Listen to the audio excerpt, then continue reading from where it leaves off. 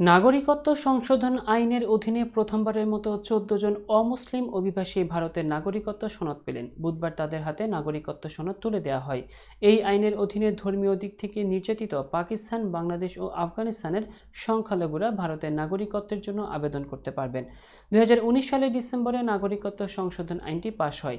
এর ৪ বছর পর ১১ই মার্চ কেন্দ্রীয় স্বরাষ্ট্র মন্ত্রণালয় থেকে এর আবেদনের জন্য বিজ্ঞপ্তি দেওয়া হয়েছিল। বুধবার ১৪ জনের হাতে নাগরিকত্বের সনদ তুলে দেওয়া হয়। এর আগে তারা অনলাইনে আবেদন করেছিলেন। এরপর সেগুলো যাচাই বাছাই করা হয়। তাদের হাতে সনদ হস্তান্তর করেন কেন্দ্রীয় স্বরাষ্ট্র সচিব অজয় কুমার ভাল্লা। ১৯৫৫ সালে নাগরিকত্ব আইন সংশোধন করে সিএএ আইন পাশ করে ভারত।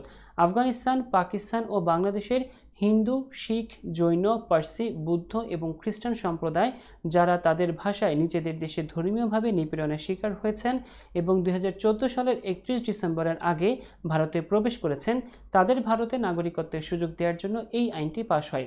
তবে আইনটি বৈষম্যমূলক ও লোকসভা নির্বাচনকে সামনে রেখে করা হয়েছে দাবি করে এর বিরুদ্ধে বিক্ষোভ শুরু করে বিরোধীরা।